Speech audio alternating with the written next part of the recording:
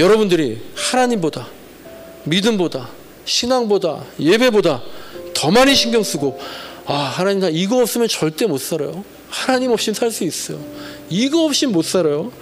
이게 무너지면 다 무너져요. 이거 무너지면 저 교회도 못 나갑니다. 이거 깨지면 못 살아요. 이거 안 하면 큰일 나요. 이렇게 생각하는 게 뭐가 있어요? 신앙이 먼저입니까? 아니 건강해야 신앙생활도 하죠. 아니 목사님 행복이 먼저죠. 그래도 가정이 행복해야지.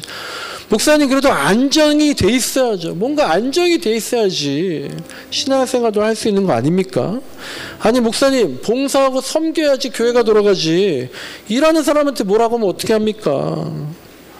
소비자가 이렇게 얘기하면 내가 얘기하지 않아도 스스로 먼저 검문을 하는 거죠. 거기에 맞춰가고 있지 않은가라는 생각이 드는 겁니다. 네, 오늘은요 소비자 중심주의 교회라는 제목으로 말씀을 나누도록 하겠습니다. 교회에 대해서, 우리 교회에 대해서, 우리 동해 한빛교회에 대해서 한번 같이 생각해보는 그런 시간이 되었으면 좋겠습니다. 먼저 이제 오늘 본문 잠깐 살펴볼 텐데요. 베드로의 비겁한 장면이 나옵니다. 11절에 보시면요, 게바가 안디옥에 가서 잘못한 일이 있다고 합니다. 게바가 베드로죠. 이 베드로가 뭘 잘못했습니까? 12절 보니까요, 베드로가 이방 사람들인데요, 정확히 말하면 이방인이면서 기독교인들이에요. 안디옥 교회는요 두 부류의 그리스도인 기독교인이 있었습니다. 첫째는 유대인이면서 기독교인이었던 그런 사람들이고요, 그리고 둘째는 이방 나라 사람들이면서 그리스도교를 믿게 된 그런 기독교인들인 거죠. 그런데 기독교인인데 베드로가 누구랑 식사했다는 겁니까? 유대인이 아닌 그리스도인들과 식사를 하고 있다가 화들짝 놀랐어요. 왜 그런가 봤더니 야고보가 보낸 사람들, 그 사람들이 왔어요. 근데 밑에 설명을 보니까 그 사람들은 할례를 받은 사람들이나 아니면 할례를 받아야 한다고 주장하는 사람이었다는 건데, 그러니까 이 야고보가 보내서 왔다는, 야고보에게서 왔다는 이 기독교인들은 유대인이었을까요? 유대인이 아니었을까요? 유대인이었을 가능성이 큰 거죠. 그러니까 지금 이 사람들을 보고 베드로가 두려워서 그 자리에서 슬그머니 도망쳤다라는 겁니다. 이렇게 도망간 거, 그러니까 베드로가 눈치를 보고 소신껏 하지 못한 것, 왜 눈치 보고 도망가느냐? 그것을 지금 바울은 베드로의 잘못이다라고 말하고 있는 거예요. 여러분 유대인들 되게 재밌지 않습니까? 사실 당시에 로마의 식민지였고요. 지도 보시면요 정말 작은 나라예요. 그러니까 경제적으로나 군사적으로나 또 외교적으로나 주변 나라들이 사실 신경도 안 써요. 딱 하나 신경 쓰는 건 우리나라 한반도 지정학적 위치처럼 거기가 이집트와 뭐 아수르, 바벨론, 페르시아 이쪽 계속 통로였기 때문에 지정학적으로 좀 중요한 곳이다 라고 하는 거지 하나도 힘이 없는 나라예요. 근데 이 사람들이 뭐가 있어요? 자존심이 있더라고요. 그래서 자기들 말고는 다 이방 사람들이 있는 거야. 자기들 중심으로 자기가 아닌 나라 사람들은 다 이방인이다 라고 얘기하는 거죠.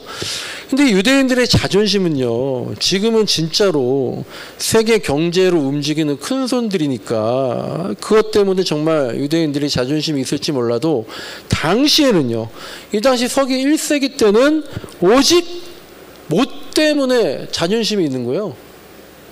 우리는 하나님이 선택한 민족이다. 그거 하나, 남들은 인정하지도 않는 거, 그거 하나로 자존심을 세우고 있는 거예요. 근데 그 하나님이 그렇게 위대한 하나님, 우리 하나님의 민족이야, 그게 가장 큰 자긍심이었는데 이 서기 1세기, 그러니까 기원 전, 기원 후죠. 그 사이에 하나님께서 이스라엘 백성들에게 내가 너를 택했다. 근데 너희들한테 요거 3개 정말 강조한다. 특별히 강조한 3가지가 있었는데요. 근데 이게 뭐 하나님께서 특별히 강조했다? 뭐 그런 것도 있지만 엄밀히 말하면 유대인들이 이 세 가지를 이 시대에 특별하게 강조한 세 가지가 있는데 그게 뭘까요? 첫째는 서기 1세기 전후입니다. 안식일을 지키라는 거예요. 나 외에 다른 신을 섬기지 마라. 이 십계명 말고요. 이 당시에 가장 강조됐던 것 첫째는 안식일을 지키라는 거고요. 둘째는 할례를 받으라는 거예요. 그리고 마지막 셋째가 뭘까요? 오늘 본문과 관련이 있는 음식을 구별하여 먹고 특별히 이방 사람들, 유대인이 아닌 다른 민족 사람들하고는 같은 자리에서 식사 절대 하지 말라라는 거예요. 이걸 지키기 위해서 순교도 감수할 정도였고요. 이것을 지키지 않으면 예수님처럼 죽임을 당할 수가 있었던 거죠. 복음서에서 계속해서 예수님이 욕먹은 게 뭡니까? 안식일 어겼다. 이방 사람들, 죄인들과 식사했다. 막 그런 것들이잖아요.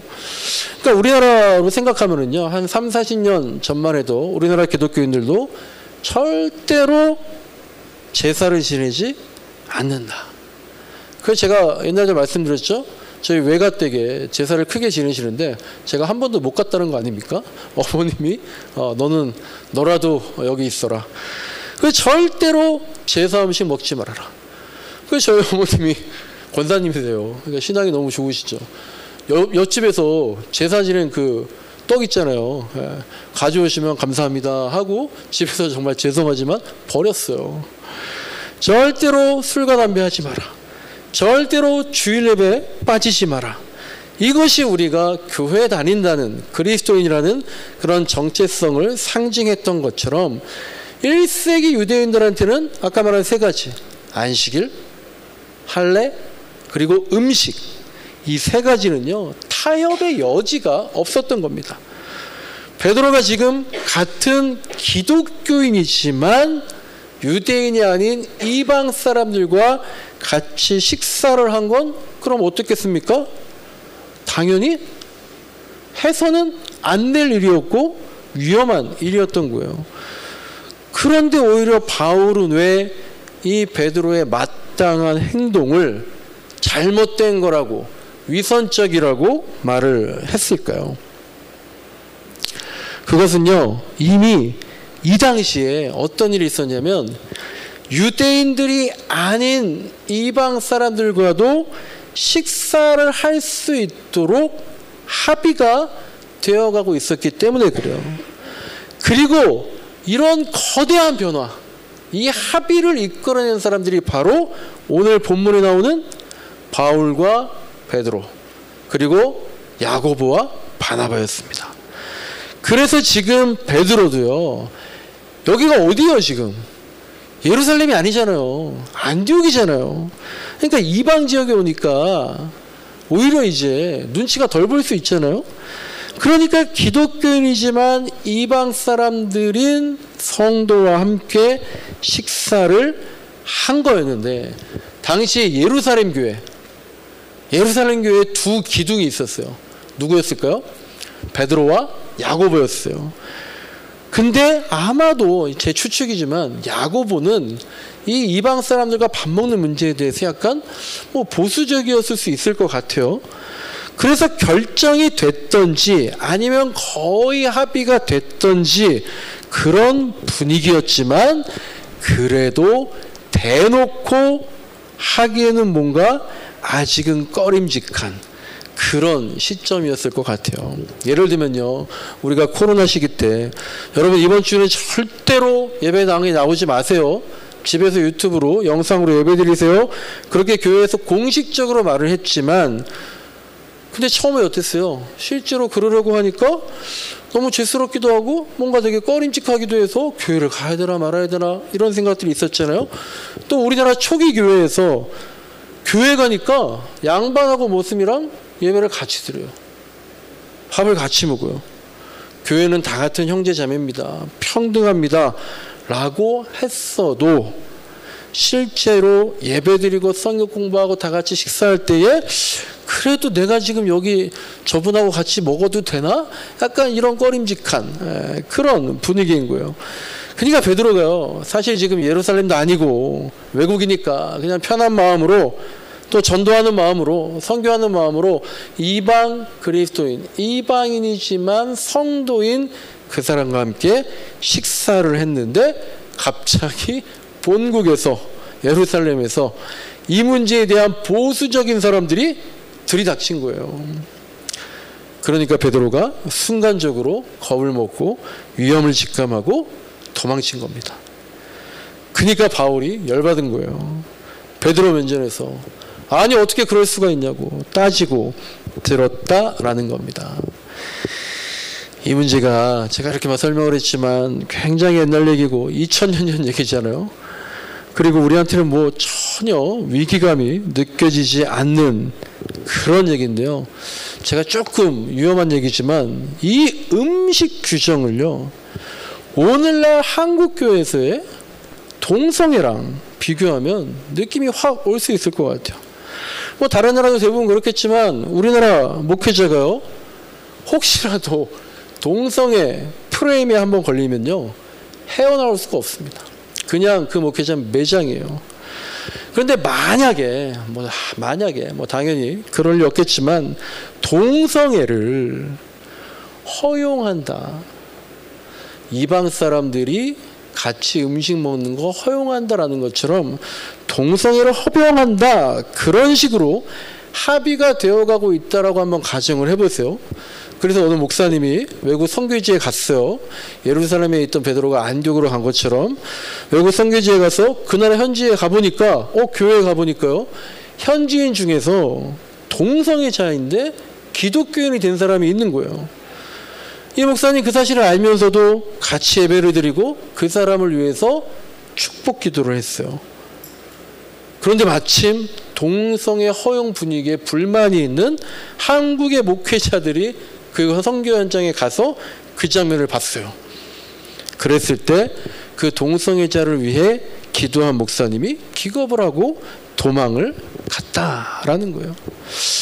여러분들 머릿속에는 아마 아니 목사님 그래도 어떻게 이 음식 규정이랑 동성애랑 비교를 합니까? 라는 생각이 들 수 있겠지만, 그런데 이 당시에는 제가 지난주에도 말씀드렸던 것처럼 돼지고기 먹어라, 우리 옛날에 신사참배해라 그런 것처럼 돼지고기 먹으라고 들이대면 그거 율법에서 부정하다고 하는 음식입니다, 절대 먹지 않겠습니다라고 순교까지 하는 사람들이 있었던 시대다라는 겁니다. 오늘 저는요, 우리 교회가요, 우리 동행 한빛교회가 이런 모습 보이지 않도록, 어떤 모습이에요? 사람의 눈치를 보지 않도록 늘 긴장해야겠다, 이런 말씀을 드리려는 겁니다. 최근에 제가 이런 책을 봤어요. 성경을 보는 눈, 성경을 보는 눈이라는 책인데요. 여기를 읽다 보니까 그런 단어가 나오더라고요. 소비자 기독교라는 말이 나오더라고요. 기독교가 소비자 중심주의로 간다라는 거예요. 교회가요, 소비자가 왕이다, 소비자가 좋아하는 쪽으로 간다, 소비자가 좋아하는 설교만 한다, 이런 얘기입니다. 교회에서 소비자가 누굽니까? 물건을 사는 소비자, 돈줄을 쥐고 있는 소비자, 여러분들이라는 거예요. 교인들입니다. 그래서 교회가 점점, 목사가 점점 설교를 이렇게 한다는 거예요. 교인들의 입맛에 맞는 설교, 교인들을 변호해주는 설교, 교인들을 사면해주고 복권해주는 설교 하고 있다는 겁니다. 그리고 교인들 중에도 그런 사람들을 본다라는 거예요. 사회적으로 좀 지위가 있는 성도, 헌금을 많이 내는 성도, 봉사를 많이 하는 성도, 영향력이 있는 성도, 그들한테 맞춰가는 소비자의 눈치를 보는 소비자 기독교가, 소비자 교회가 되어가고 있다, 그런 얘기를 하더라고요. 그러니까 제가 이 책을 읽으면서 제 스스로를 돌아보게 되더라고요. 여러분들은요, 제가 볼 때 내가 왕이다, 내가 갑이다, 죄송합니다.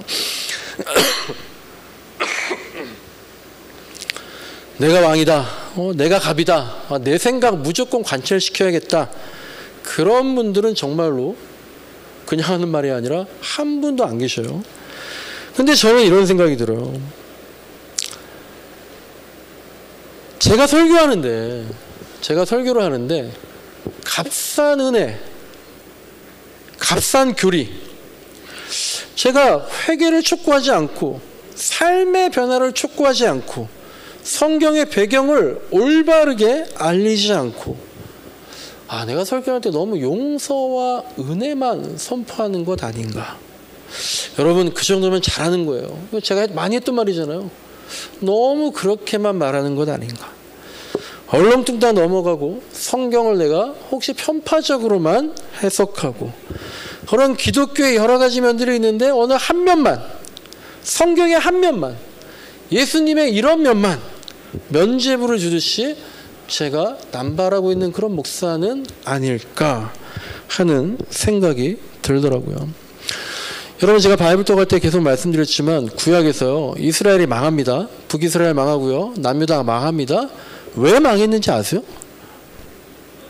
이스라엘이 왜 망했을까요?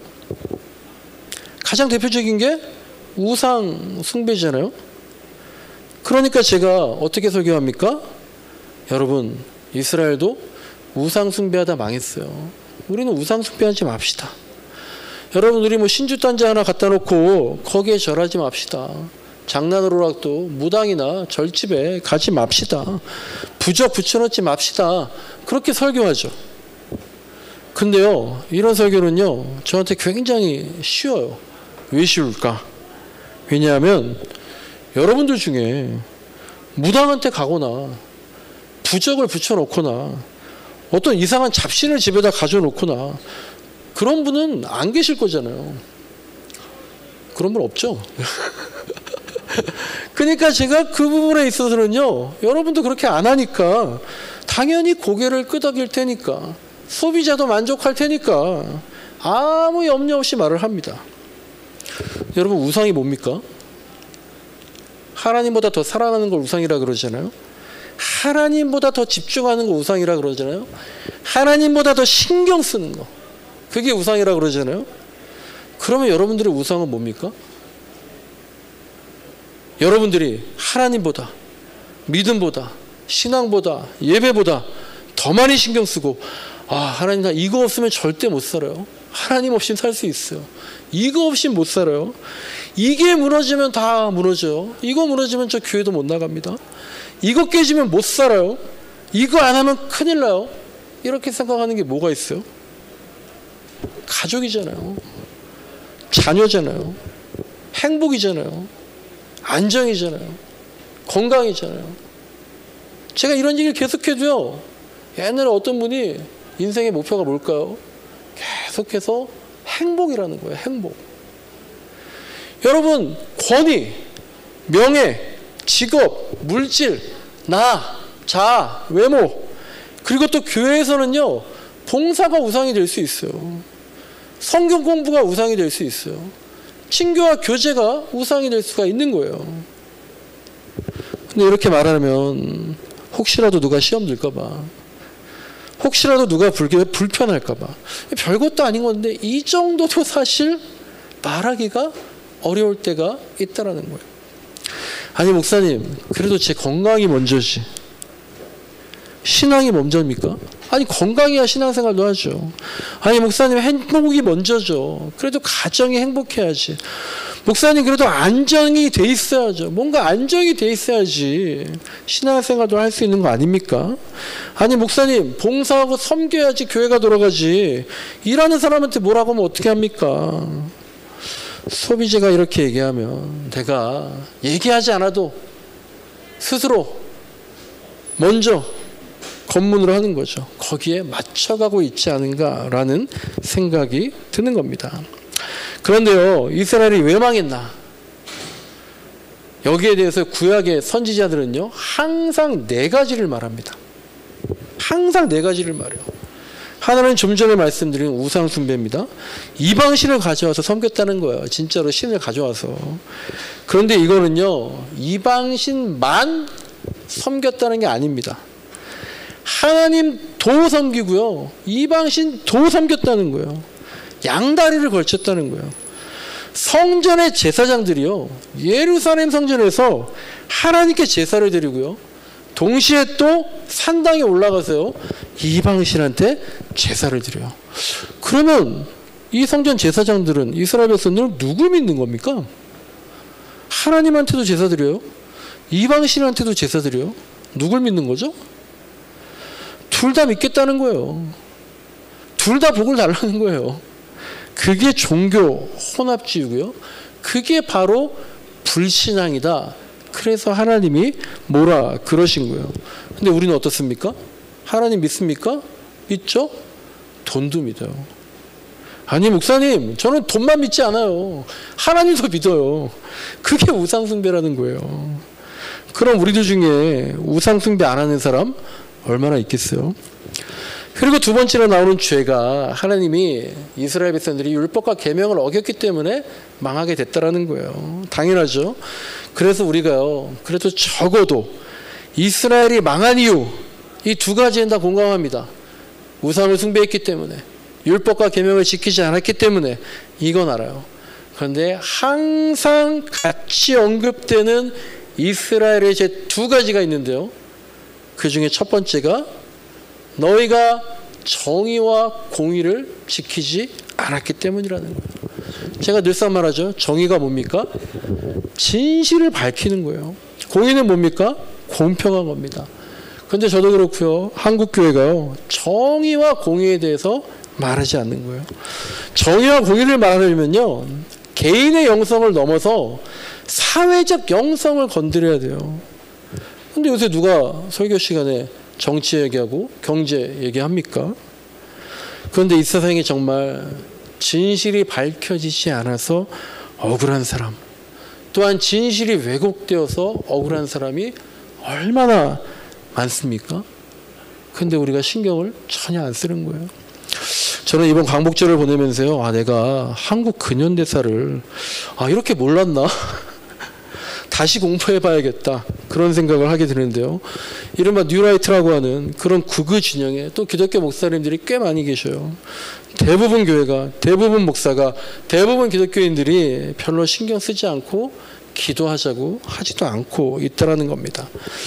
그리고 이제 이스라엘이 망한 이후에 첫 번째 우상숭배다, 두 번째 율법과 계명을 지키지 않았기 때문이다, 그리고 이 정의와 공의 지키지 않았기 때문이다와 함께 항상 같이 나오는 네 번째 이유가 뭔지 아십니까? 가난한 자와 고아와 과부와 이방인과 레위인을 너희가 돌보지 않았기 때문에 죄를 지었고, 그래서 너희가 이렇게 망하게 되는 거야. 돌보지 않았다는 건요, 구제와 봉사를 하지 않았다는 게 아닙니다. 책임지지 않았다는 거예요. 개인적인 차원이 아니라 국가적 차원에서 적극적으로 책임지라는 거예요. 근데 저를 비롯해서 요새 교회가 사랑의 쌀을 나눕시다, 독거노인을 도웁시다, 그룹홈을 도웁시다, 어려운 이웃을 도웁시다, 지역을 섬기자, 이렇게나 말하지 법인세를 늘려야 합니다, 소득세에다 누진세율을 더 증가시켜야 합니다, 기본소득세를 집행해야 됩니다, 이런 얘기 하지 않는 거예요. 민감한 문제일수록 더하죠. 제가 대전에 오니까 종종 이런 얘기 들었잖아요. 과학자들이 많으세요. 그 중에는 원자력 기관에 연구하는 그런 분들도 있잖아요. 제가 원전 사업을 중단해야 합니다, 이런 설교는 꿈에도 하지 못하는. 근데 뭘 제가 잘 모르니까 괜히 아는 척하지 말자는 건데요. 근데 제가 만약에 정말 열심히 공부해서요, 신학적으로는 논란이 많거든요. 신학적으로 보니까 원전은 안 된다 라고 제가 결론을 내렸어요. 그래도 아마 제가 이 대전에서는 그런 설교 하지 못할 겁니다.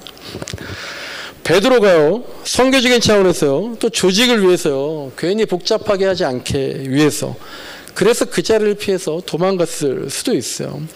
그러니까 우리는 이 정도 이해할 수 있고요, 오히려 어떻게 보면 베드로가 지혜롭게 잘 처신했다, 거기 있으면 오히려 될 것도 안 되고 더 복잡해졌을 거야 생각할 수도 있습니다.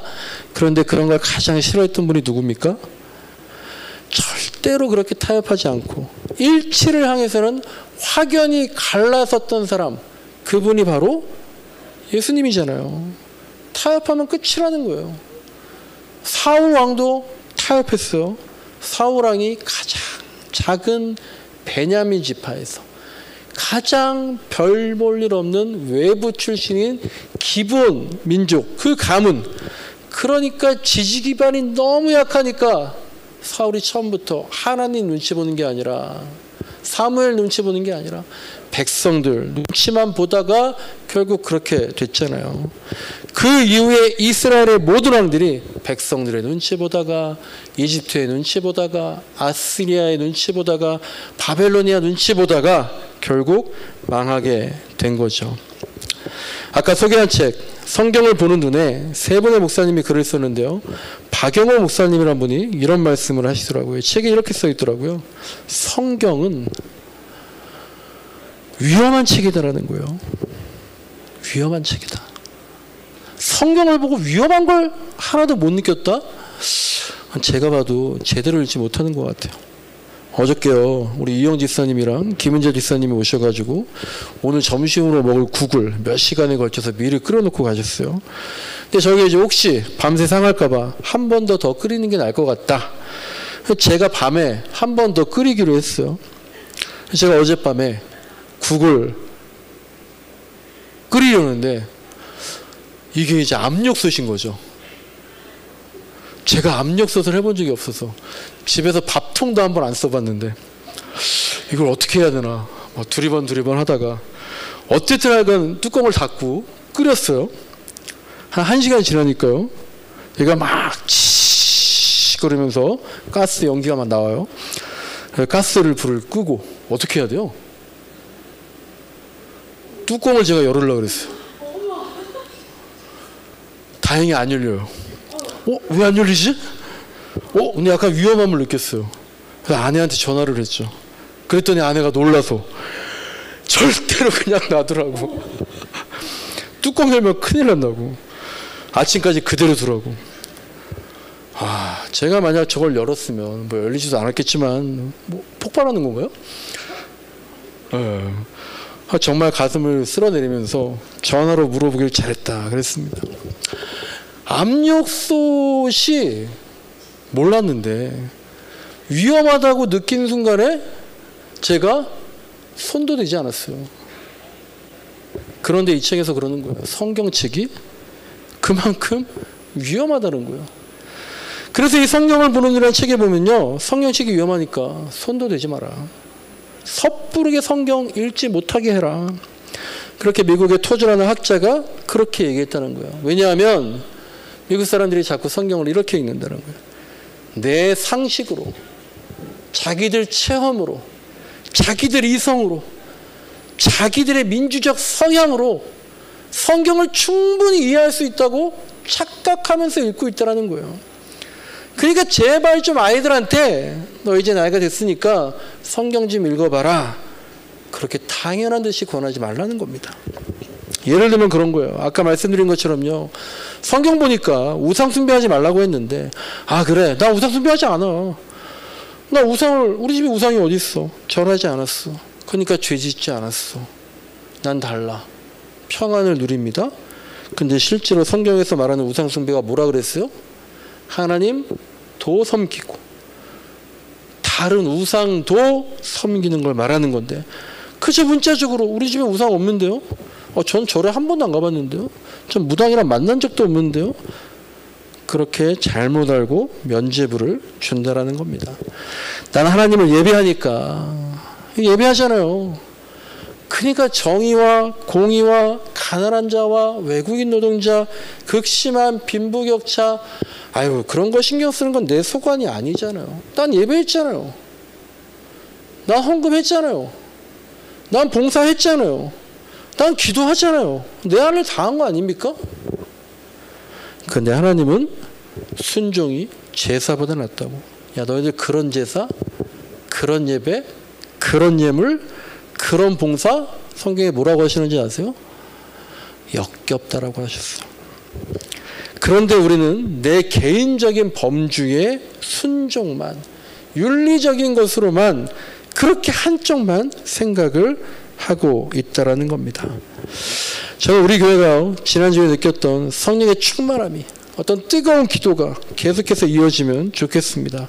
하지만 동시에 성경은 도대체 뭘 말하려고 했는지, 그리고 이 배경엔 어떤 것들이 있는지, 우리가 너무 나의 영적인 나의 내면만 바라보지 않는지, 사회적 영성, 정의와 공의, 진실과 화해에 대한 책임, 불의에 대한 연대적인 책임, 경제에 대한 공평한 분배, 이런 것들을 교회가 균형 있게 추구해야 되는데 나도 베드로처럼 눈치만 보고 있구나. 예수님께서 말씀하셨습니다. 수고하고 무거운 짐진 자들아 다 내게로 와라. 내가 너희를 쉬게 하겠다. 저도 여러분한테 말씀드렸죠. 우리 교회가 다른 건 몰라도 쉼을 누리는 교회가 됐으면 좋겠다. 근데 그 예수님 말씀, 내가 너희를 쉬게 하겠다. 그 다음 뭐가 나옵니까? 내 멍에를 메라는 거예요. 예수님의 멍에를 메고 나에게 배우라는 거예요. 그러면 마음에 영혼의 쉼이 있을 거라는 거예요. 멍에가 뭡니까? 끌고 가려고 메는 거잖아요. 예수님이 나를 끌고 가신다는 거예요. 그러면 그 길이 평탄한 길입니까? 제자들 보세요. 평탄한 길이었습니까? 고생길이 열리는 거예요. 그런데 그렇게 예수님께 끌려가면 마음에 영혼의 쉼을 얻는다라는 거예요. 근데 우리는 어떻게 합니까? 내가 예수님한테 멍에를 베고 우리가 예수님을 내 마음대로 끌고 다니고 있는 거 아닌지 돌아봐야 하겠습니다. 말씀을 정리합니다. 우리가 서로한테요, 바울과 같은 사람이 됐으면 좋겠어요. 베드로의 잘못에, 베드로의 위선에 경로하고 분통해하고 분명히 말해주는 그런 사람이 돼야 돼요. 목사님, 그렇게 위선적으로 말씀하시면 안 됩니다. 목사님, 그렇게 하나만 말하면 안 돼요. 집사님, 그렇게 믿으면 안 됩니다. 집사님, 한쪽 눈으로만 보면 안 돼요. 불편하더라도 말해줘야 안더라는 거죠. 예전에 어떤 분이 그러더라고요. 얘기하다가 갑자기 이런 말씀하세요. 남 얘기는 하지 말자 그러더라고요. 뭐 서로 대화하다가 남의 흉을 본 게 아니지만 우리가 대화할 때 내 얘기보다 남 얘기가 더 많더라는 거예요. 근데 말해주지 않으면 몰라요. 내가 무슨 말 하는지. 그렇게 계속 서로에게 조언을 해줘야 돼요. 그래서 우리가 소비자 중심주의 교회가 아니라 목사는 교인들 눈치 보는, 교인은 목사를 눈치 보는, 그렇게 서로가 무책임한 게 아니라 하나님의 눈치를 보는 균형 있는 신앙을 가져서 그래서 참된 주님의 백성으로 성장하는 그런 교회, 그런 그리스도인들 되시길 간절히 소망합니다.